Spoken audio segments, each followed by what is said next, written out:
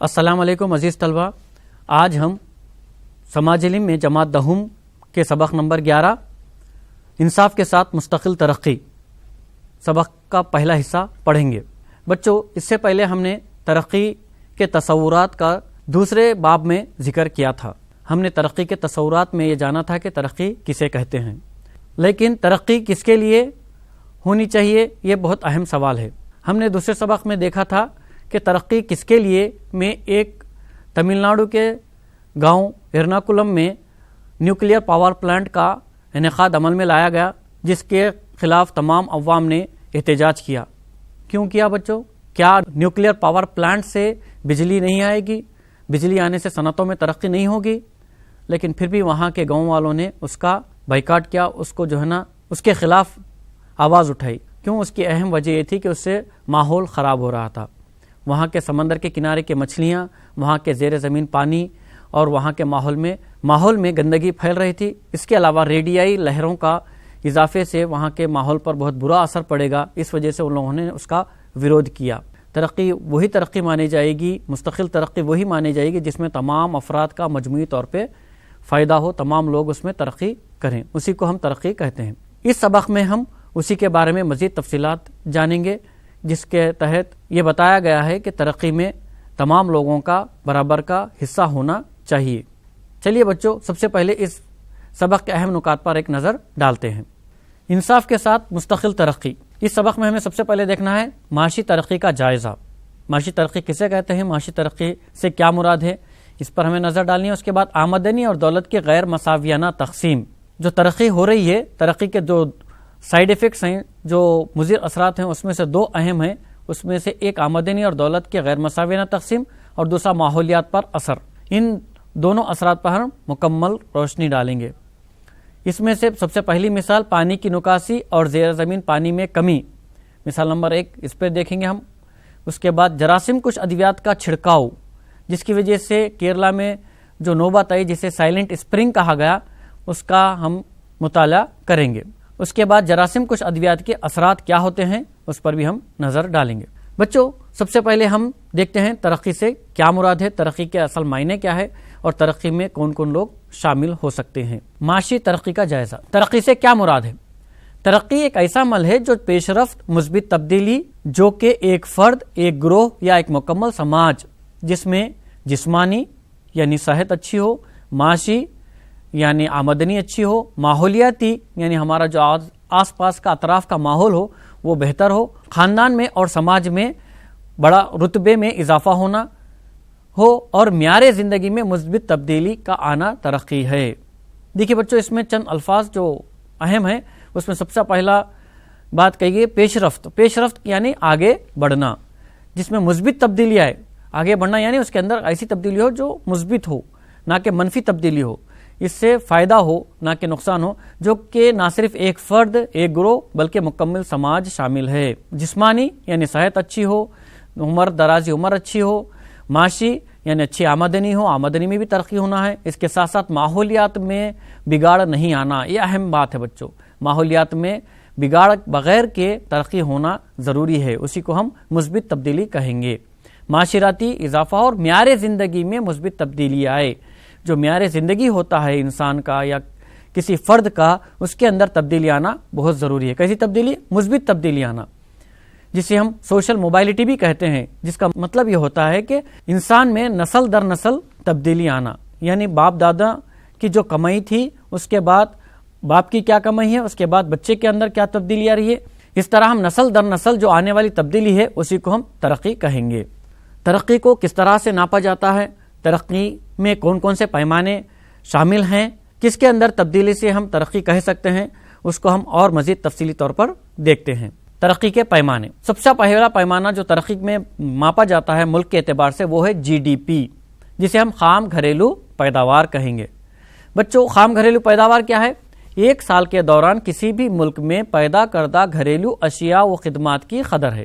ایک سال، ہم ترقی کے پیمانے کو سالانہ طور پر ناپتے ہیں، تو ایک سال کے دوران کسی بھی ملک میں پیدا کردہ گھریلو اشیاء وہ تمام اشیاء ہیں جن کا صارفین صرف کرتے ہیں یعنی خرچ کرتے ہیں، اور وہ تمام خدمات ہیں جو معاشی اعتبار سے کی جاتی ہیں تمام کی قدر کو ہم جی ڈی پی کہیں گے. یعنی جی ڈی پی میں اضافہ ہو رہا ہے, جی ڈی پی میں ترقی آ رہی ہے, تو اس کا مطلب ترقی ہو رہی ہے, جیسا کہ ہم نے باب نمبر 2 میں اس کے بارے میں تفصیلی طور پر دیکھا تھا. اس کے بعد دوسرے اہم پیمانے ہیں فیکس آمدنی. فیکس آمدنی کسے کہیں گے؟ ایک فرد کی آمدنی, جسے اس کو ہم کس طرح سے معلوم کر سکتے ہیں؟ قومی آمدنی بٹے آبادی.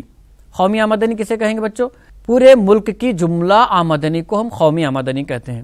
اس کو پورے ملک کی جو آبادی ہے, جملہ آبادی, اس میں تقسیم کرنے پر ایک فرد کی آمدنی حاصل ہوتی ہے, جسے ہم فیکس آمدنی یعنی پر کیپیٹا انکم کہتے ہیں.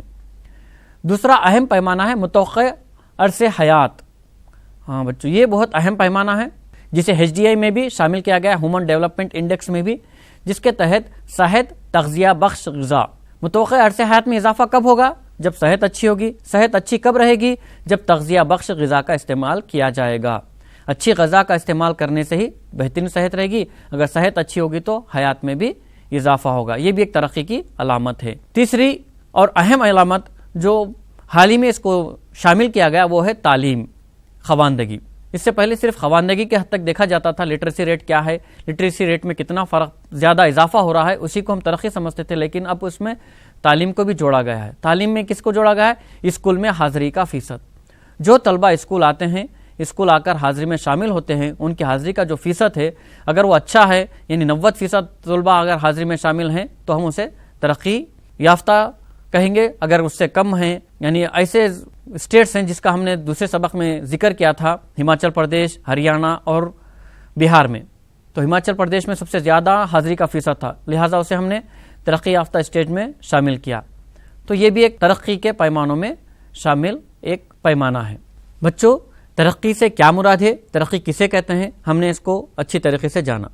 لیکن اس ترقی میں تمام افراد کا شامل ہونا ضروری ہے.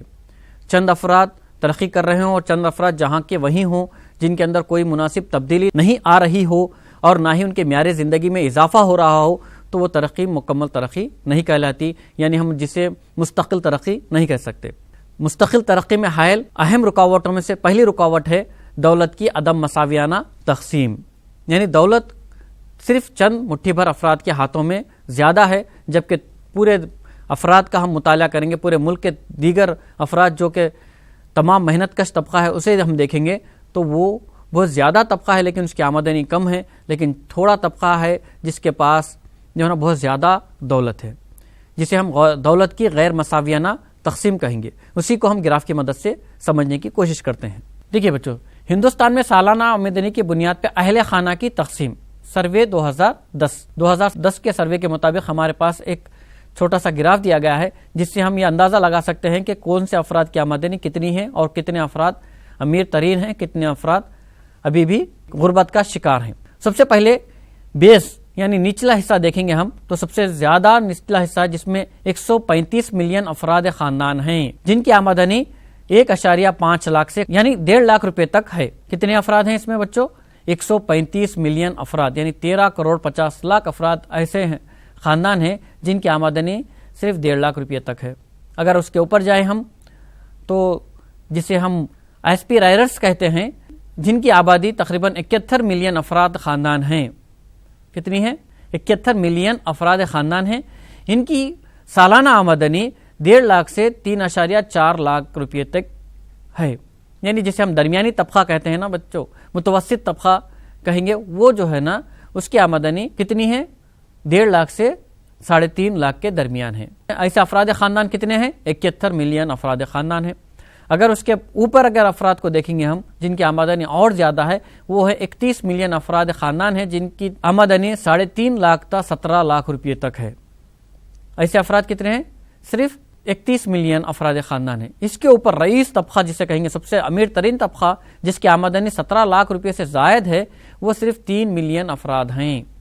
یعنی اس گراف سے ہمیں یہ بات سمجھ میں آ رہی کہ زیادہ افراد خاندان کا طبقہ تقریباً 135 ملین جو افراد ہیں وہ ان کی آمدنی صرف 1.5 لاکھ روپے تک ہی ہے. 71 ملین افراد خاندان جو ایسپیررز کہلاتے ہیں, ان کی آمدنی 1.5 لاکھ تا 3.5 لاکھ روپے کے درمیان ہے, جسے درمیانی طبقہ یا متوسط طبقہ بھی کہتے ہیں. یہ افراد کتنے ہیں؟ 71 ملین. جبکہ چند افراد ہی ہیں جن کے پاس بہت زیادہ دولت ہے, وہ افراد کی تعداد کتنی ہے؟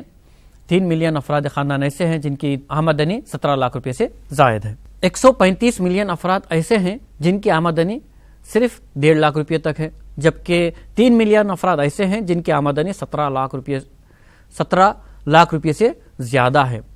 تو یہ بچوں دولت کی عدم مساویانہ تقسیم کہلاتی ہے۔ چند افراد ہیں، صرف مٹھی بھر افراد ہیں جن کی آمدنی 17 لاکھ روپے سے زیادہ ہے، تب کہ بہت زیادہ افراد خاندان ہیں جن کی آمدنی صرف 1.5 لاکھ روپے سے کم ہے۔ اگر اسی کو اور ایک گراف کی مدد سے دیکھیں گے تاکہ ہمیں اور اچھی طرح سے سمجھ میں آئے، چلیے دیکھتے ہیں۔ مکمل افراد کی جملہ ملکیت بلین روپیوں میں۔ بچوں دیکھیے 1996 میں جو مکمل افراد تھے ان کی جو جملہ ملکیت تھی 3 بلین روپے تھی۔ جو رئیس طبقہ تھا ان کی آمدنی کتنی تھی؟ 3 بلین روپے تھی، جبکہ 2004 میں بڑھ کر 9 بلین روپے ہو گئی۔ جو مکمل کروڑ پتی افراد ہیں ان کی جو جملہ ملکیت ہے 2004 میں بڑھ کر 9 بلین روپے ہو گئی، تب کہ 2011 میں یہ بڑھ کر 55 بلین روپے تک پہنچ گئے ہے۔ اس میں کتنے افراد ہیں اگر اس پہ ہم نظر ڈالیں گے تو دیکھ سکتے ہیں آپ 1996 میں صرف 212 افراد اس مکمل افراد کی فہرست میں شامل تھے، جبکہ 2004 میں ان کی تعداد میں اضافہ ہو کر کتنا ہوا؟ 1157 افراد ہوئے، تب کہ 2011 میں 11,000 افراد ایسے ہیں جن کی آمدنی بلینوں میں دیکھی جا سکتی ہے۔ یعنی رئیس طبقے میں کافی اضافہ ہو چکا ہے، ان کی جملہ آمدنی کتنی ہے؟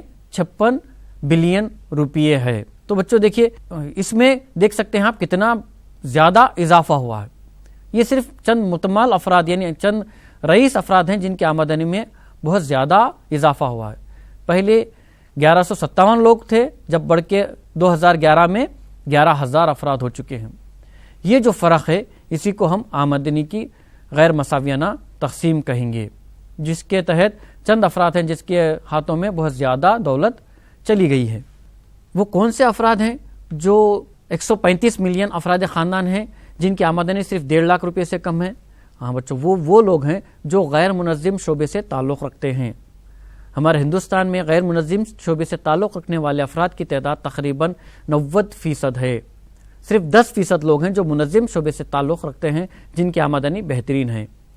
یہ جو فرق ہے جس کی وجہ سے ہمارے ہندوستان میں کئی آبادیاں ایسی دیکھی گئی ہیں جہاں پر امیر لوگ ہوتے ہیں اور جہاں چند ایسی آبادیاں ہیں جہاں پر غریب لوگ بستے ہیں، اس کی ایک تصویر پر ہم نظر ڈالتے ہیں۔ دیکھیے بچوں، یہ ممبئی کا دھاراوی سلم ہے۔ سلم بستی یعنی وہ بستی کو کہتے ہیں جہاں پر غریب لوگ رہتے ہیں۔ سلم بڑی کالونیوں میں ایک ایسا علاقہ ہے جہاں غریب شہری آبادی رہتی ہے۔ آپ دیکھ سکتے ہیں کہ یہ آبادی کس طرح سے ایک جگہ قریب بغیر کسی دوری کے کچے مکانات میں زندگی گزار رہی ہے۔ شہری علاقوں کا ایک منظر ہے بچوں یہ، جو کہ ممبئی ہمارے ہندوستان کا سب سے بڑا شہر مانا جاتا ہے، وہاں کی ایک بستی جسے سلم بستی کہا جاتا ہے جو کہ دھاراوی میں موجود ہے۔ تصویر کو دیکھتے ہیں جہاں پر امیر لوگ بستے ہیں۔ دیکھیے بچوں، بنجارہ ہلز کا ایک نظارہ ایک ہوٹل کے کمرے سے جہاں حیدرآباد کے دولت مند افراد رہتے ہیں۔ یہاں دیکھیے بچوں کس طرح کی اونچی بلڈنگیں کھڑی ہوئی نظر آ رہی ہیں جس میں متمول افراد یعنی امیر افراد رہتے ہیں۔ دونوں تصاویر میں کتنا بڑا فرق ہے۔ ایک جگہ سلم بستی ہے، یہ بھی شہر میں رہتے ہیں، اور ایک جگہ امیر افراد بستے ہیں، یہ بھی شہروں میں رہتے ہیں۔ اس طرح کا بہت بڑا فرق ہمارے ہندوستان میں عام دیکھا جا رہا ہے۔ بچوں، ہم نے دیکھا دولت کی غیر مساویانہ تقسیم کس طرح سے ہمارے ملک میں دیکھی جا رہی ہے۔ چند مٹھی بھر افراد ہیں جن کے پاس بہت زیادہ آمدنی ہے، جبکہ بہت بڑا آبادی کا طبقہ ہے جو کہ غربت میں زندگی گزار رہا ہے۔ اس کے علاوہ ترقی میں اور ایک حائل رکاوٹ ہے جو کہ ہمارے ماحول سے تعلق رکھتی ہے۔ اس ترقی نے ہمارے ماحول کو تقریباً بگاڑ رکھا ہے۔ ترقی تو ہو رہی ہے لیکن اس کا اثر ماحول پر بری طرح سے پڑ رہا ہے جو کہ نہیں ہونا چاہیے۔ چلیے ہم ماحول پر ترقی کا کیا اثر ہو رہا ہے اس پر ایک نظر ڈالتے ہیں۔ معاشی ترقی کو لے کر دوسری اہم تنقید یہ ہے کہ GDP خام گھریلو پیداوار تک محدود ہے اور ماحولیاتی پہلو کو اکثر نظر انداز کرتی ہے۔ ہم کیا سمجھتے ہیں کہ GDP میں اگر اضافہ ہو رہا ہے تو ترقی ہے، لیکن ماحولیات کی پہلو پر جو اس کے اثرات پڑ رہے ہیں اس کو نظر انداز کر رہے ہیں۔ کئی جگہوں پر ہم نے دیکھا کہ معاشی ترقی کے نام پر ماحولیاتی وسائل کو اتنا ضرر پہنچایا ہے کہ اس کی نظیر نہیں ملتی۔ جنگلات کی کٹائی، زمینی کٹاؤ، زیر زمین آبی سطح کی کمی، آلودگی میں اضافہ، چراگاہیں، جامد ایندھن، کوئلہ، پٹرول پر بڑھتا انحصار، صنعتی ناکارہ مادے، کیمیائی کھاد، جراثیم کش ادویات، موسمی تبدیلی جیسے اہم اور اشد ضروری ماحولیاتی مسائل ہمارے سامنے ہیں۔ صنعتوں کے قیام نے چند افراد کے لیے ضروری مادی سہولیات پہنچائی ہیں، لیکن دنیا میں جہاں قدرتی وسائل خطرے میں پڑ گئے ہیں، وہاں موسم، آب و ہوا میں بھی انتشار پیدا ہو گیا ہے۔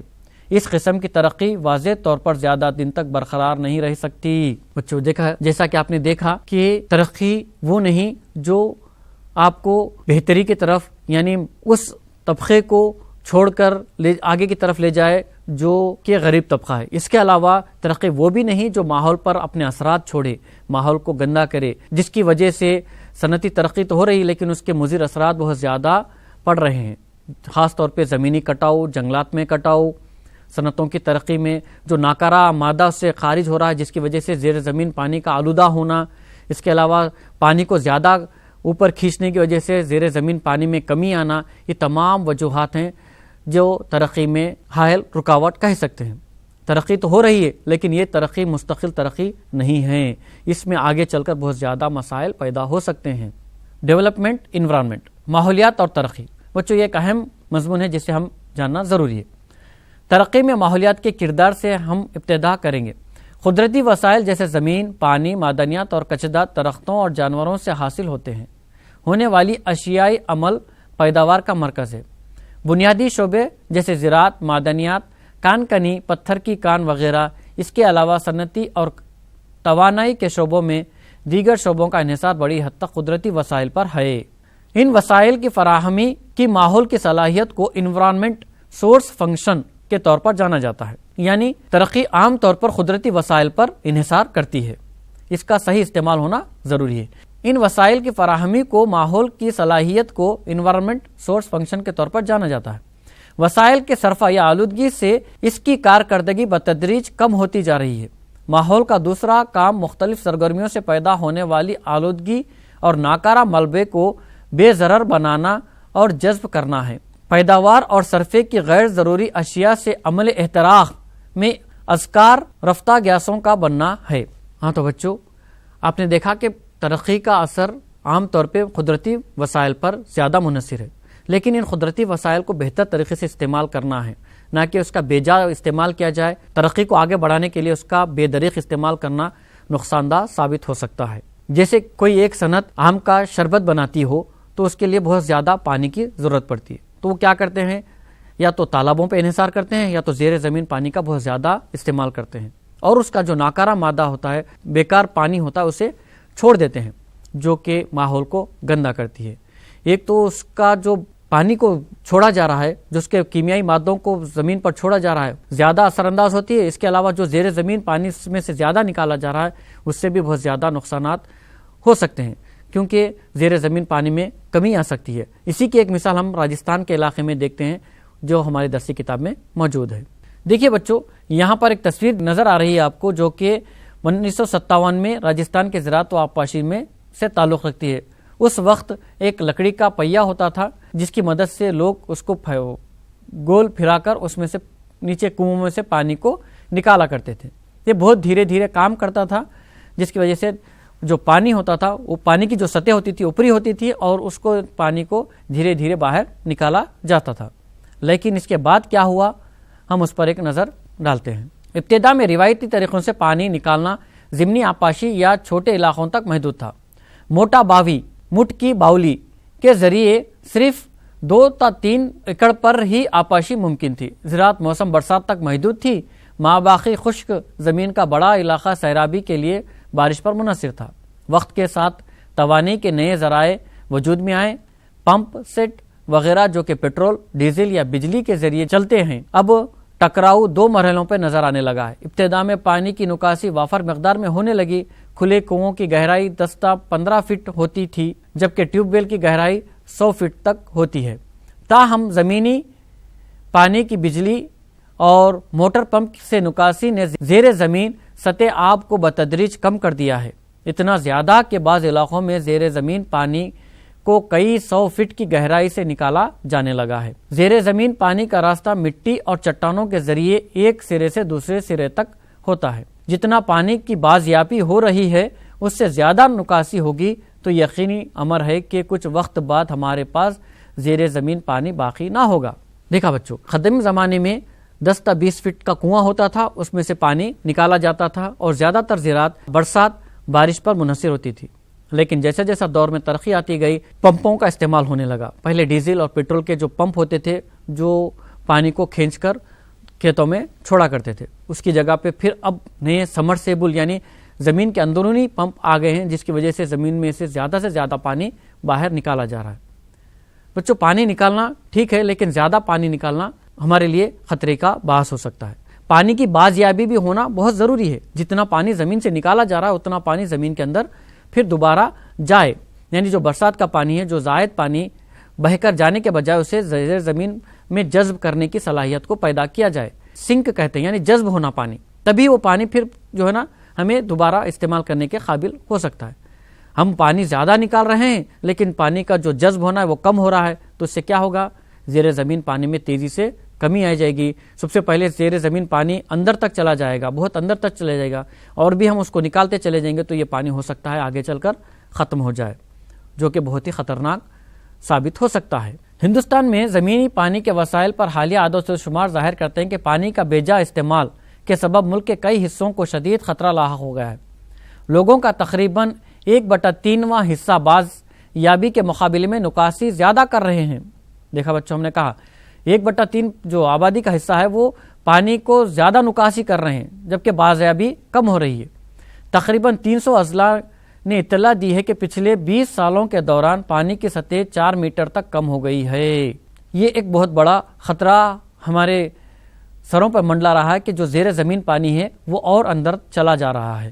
زمینی پانی کا زیادہ صرفہ زرعی طور پر کامیاب علاقوں میں پایا جاتا ہے، جیسا کہ پنجاب، مغربی اتر پردیش، وسطی اور جنوبی ہند کی سمت چٹانیں، سطح مرتفع، بعض ساحلی علاقے، تیزی سے بڑھتی ہوئی شہری آبادی بھی زیر زمین پانی کے بے دریغ استعمال کرتی ہے۔ یہ جو زیر زمین پانی کی بازیابی وہیں پر نہیں کی جا رہی ہے جہاں پر تالابوں، ندیوں کی کمی ہو، بلکہ وہاں پر بھی زیر زمین پانی کی زیادہ نکاسی ہو رہی ہے، جو کہ زیادہ طور پہ دریاؤں کے کنارے والے شہر ہوں، ساحلی جو مقام ہے وہاں پر بھی زیر زمین پانی کو کثرت سے نکالا جا رہا ہے، جس کی وجہ سے پانی کی بازیابی اگر نہیں ہوگی تو یہ زیر زمین پانی کی سطح ہے اور اندر جانے کا خطرہ لاحق ہو سکتا ہے۔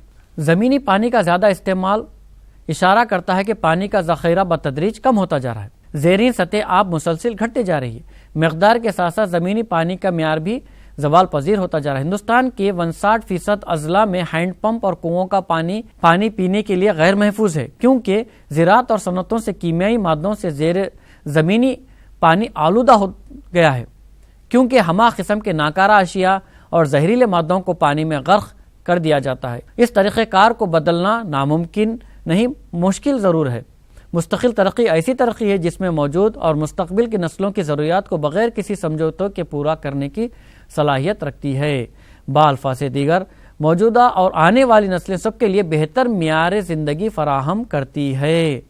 یہ ایک اہم بات ہے۔ دیکھیے بچوں، اب کے لیے ترقی نہیں ہونا ہے، مستقبل کی نسلوں کے لیے بھی ترقی ہونا ہے، ان کی ضروریات کا بھی خیال رکھا جانا ضروری ہے، تبھی وہ مستقل ترقی کہلائے گی۔ اس کے علاوہ وسائل کے بے ہنگم استعمال کے نتائج ماحول میں بھیانک اثر ہوگا، جس سے ماحولیاتی عدم توازن کا شکار ہو جائے گا۔ دیکھا بچوں، ہمارے ملک میں 59% اضلاع ایسے ہیں جو زیر زمین پانی کا استعمال کر رہے ہیں، لیکن جو وہ پانی غیر محفوظ ہے، وہ پانی میں آلودگی پائی جا رہی ہے۔ اس سے ہم یہ سمجھ سکتے ہیں کہ پانی آلودہ ہو رہا ہے۔ کیوں ہو رہا ہے؟ کیونکہ جو زراعت میں استعمال کی جانے والی جراثیم کچھ ادویات ہیں، اس کا اثر، اس کے علاوہ صنعتیں جو کیمیائی مادوں کو خارج کر رہے ہیں، جو زیر زمین پانی پر اثر کر رہی ہیں، جس سے زیر زمین پانی بھی آلودہ ہو رہا ہے۔ لہٰذا یہاں پر ضرورت اس بات کی ہے کہ ترقی ہو، لیکن ان تمام ماحولیات کو مد نظر رکھتے ہوئے ترقی ہو، تاکہ آنے والی نسلوں کو بہتر صاف ماحول دستیاب ہو، تاکہ وہ اس بہتر ماحول میں سانس لے سکیں۔ چلیے بچوں، اور ایک مثال کی طرف ہم آگے بڑھتے ہیں جو کہ سائلنٹ اسپرنگ سے جانی جاتی ہے۔ اس میں کس بات کا ذکر کیا گیا ہے اس پر ہم ایک نظر ڈالتے ہیں۔ مثال نمبر 2، جدید زرعی عمل میں جراثیم کچھ ادویہ اہم جز ہے، فصلوں کو کیڑے مکوڑوں سے تحفظ فراہم کرنے کے لیے استعمال کرتے ہیں تاکہ پیداوار کی زیادہ مقدار حاصل ہو سکے۔ زمانہ قبل ہی ماہرین ماحولیات اس بات کا دعویٰ کر رہے ہیں کہ ماحول پر جراثیم کش ادویات کے مضر اثرات رونما ہوں گے۔ جراثیم کش ادویات کسے کہتے ہیں بچوں؟ وہ ادویات جو زراعت کے دوران استعمال میں آتے ہیں۔ فصلوں کی پیداوار میں اضافے کے لیے، فصلوں کو کیڑے مکوڑوں سے تحفظ بچانے کے لیے جراثیم کش ادویات کا استعمال کیا جاتا ہے، جس سے جراثیم تو مر جاتے ہیں لیکن اس کا اثر دوسرے پر بہت زیادہ پڑتا ہے۔ ماحول زہریلے مادوں کو ایک حد سے زیادہ جذب کرنے کی صلاحیت نہیں رکھتا۔ سال 1962 میں ریچل کارسن نے کتاب بعنوان سائلنٹ اسپرنگ یا خاموش بہار، اس میں انہوں نے مچھروں پر قابو پانے کے لیے DDT کا چھڑکاؤ پرندوں اور انسانوں کی زندگی پر اثر کے بارے میں لکھا تھا۔ مادے جسے جراثیم کش ادویے میں موجود بھاری وزنی دھاتیں ماحول سے غائب نہیں ہوتی بلکہ جاندار اجسام کے اندر ذخیرہ ہو جاتی ہیں، لہٰذا مچھلیوں کے جسم میں DDT زہر کا جمع ہو گیا جو اس پانی میں رہتی ہیں۔ جہاں DDT سے متاثرہ پانی بہتا ہے، زہر کی یہ خلیل مقدار مچھلیوں کو ختم نہیں کرتی، لیکن اگر ایک پرندہ کئی مچھلیوں کو کھاتا ہے، مچھلیوں کے اندر موجود مشترکہ کیمیائی مقدار پرندوں کے لیے کافی مہلک ثابت ہوتی ہے۔ ریچل کارس نے تجزیہ کیا کہ DDT چھڑکاؤ کے خلاف مچھر تیزی سے اپنی مزاحمت بڑھا لیتے ہیں۔ واضح مثال موجود ہے کہ انسانی حرکات ماحول یا فطرت ہی نہیں، انسانوں کو ناقابل تلافی نقصان پہنچاتی ہیں۔ ریچل کارسن جس نے 1962 میں سائلنٹ اسپرنگ کے نام سے جو کتاب لکھی، اس میں DDT کے جراثیم کش ادویات کے چھڑکاؤ کا ذکر کیا۔ اس کے علاوہ بچوں اور ایک خطرناک جراثیم کش ادویہ ہے جس کو ہم انڈوسلفان کہتے ہیں، اس کا اثر کیرلا میں کیسے دیکھا گیا ہے اس پر ہم ایک نظر ڈالتے ہیں۔ ہندوستان میں جراثیم کش کا مہلک اثر انڈوسلفان جراثیم کش کا دیکھا گیا ہے۔ 1976 میں کاجو کی فصل کو جراثیم سے تحفظ کے لیے سرکار نے 15,000 ایکڑ زمین پر ہیلی کاپٹر کے ذریعے انڈوسلفان کا چھڑکاؤ کیا۔ یہ کیرلا کے شمالی علاقے کسارگوڈ میں کیا گیا۔ ہوا، پانی اور تمام ماحول میں جراثیم کش پھیل گئی تھی۔ تقریباً 25 سال تک چھڑکاؤ چلتا رہا۔ اس کا نتیجے میں مقامی عوام میں صحت سے متعلق سے انتہائی سنگینی مسائل دیکھے گئے، خصوصاً زرعی مزدوروں میں کم سے کم 5,000 افراد جاں بحق ہو گئے۔ دوسرے بے شمار لوگ موت سے بدتر زندگی گزارنے پر مجبور ہو گئے تھے۔ ان میں کینسر، سرطان اور بدوزئی ڈیفارمیٹیز جیسی بیماریاں دیکھی گئیں۔ حالیہ عرصے میں انڈوسلفان کے چھڑکاؤ پر عدالت میں پابندی عائد کی ہے، جس کی وجہ سے بیماریوں میں بتدریج کمی واقع ہوئی ہے اور مجموعی صحت میں اضافہ ہوا ہے۔ اس علاقے کا ایک واقعہ نہیں ہے، متعدد مطالعے کے ذریعے بات سامنے آئی کہ جدید زراعت میں جراثیم کش کا بے جا استعمال ماحول اور انسانوں پر مضر اثرات ڈالتا ہے۔ ستم ظریفی یہ ہے کہ جراثیم کش کا صرف 1% ہی جراثیم پر اثر ڈالتا ہے، باقی غذا، پانی اور ماحول کے ذریعے جسمانی نظام میں داخل ہو جاتا ہے۔ تو دیکھا بچوں، انڈوسلفان جو کہ ایک مہلک جراثیم کش ادویہ ہے جسے کیرلا میں کاجو کی فصل کی بڑھوتری کے لیے استعمال کیا گیا، تقریباً 15,000 ایکڑ اراضی پر ہیلی کاپٹر کے ذریعے اس کا چھڑکاؤ کیا گیا، لیکن اس کا اثر کیا دیکھا گیا بچوں؟ کاجو کی فصل میں تو ہو سکتا ہے اضافہ ہوا ہوگا، لیکن اس سے ماحول، پانی آلودہ ہو گیا، جس کا اثر یہ ہوا کہ جو زرعی مزدور تھے تقریباً 5,000 مزدور جاں بحق ہو گئے۔ اس کے علاوہ پورے ماحول میں جو دیگر افراد تھے ان پر بہت ہی خطرناک اثرات مرتب ہوئے، کئی لوگ کینسر اور دیگر امراض میں مبتلا ہو گئے۔ اسی وجہ سے عدالت نے اس انڈوسلفان کی چھڑکاؤ پر پابندی کا فیصلہ کیا۔ اس کے بعد اس ماحول میں کچھ بہتری نظر آ رہی ہے، لیکن بچوں کیا یہ ضروری ہے کہ زیادہ سے زیادہ پیداوار حاصل کرنے کے لیے آپ کسی ایک پیداوار کو بڑھانے کے لیے ماحول کو تباہ نہیں کر سکتے؟ اور یہاں پر ستم ظریفی یہ ہے کہ جو جراثیم کش ادویات چھڑکی جا رہی ہے اس کا صرف 1% حصہ جراثیم پر پڑ رہا ہے، باقی 99% حصہ ماحول پر، پانی پر، غذا پر پڑ رہا ہے، جو کہ مختلف ذرائع سے انسانوں کے جسم میں داخل ہو جا رہی ہے۔ تو بچوں آج ہم نے ترقی میں ماحول کے کیا اثرات ہوئے اس پر تفصیلی طور پر نظر ڈالا۔ اب ہم اس کے اہم نکات پر دوبارہ ایک بار نظر ڈالتے ہیں۔ تو بچوں آج کے سبق کے اس پہلے حصے میں صرف اتنا ہی۔ اگلے حصے میں ہم ماحول پر عوام کا کیا حق ہے اور اس کو کس طرح سے استعمال کیا جانا چاہیے اس کو ہم اگلے حصے میں دیکھیں گے۔ تب تک کے لیے خدا حافظ۔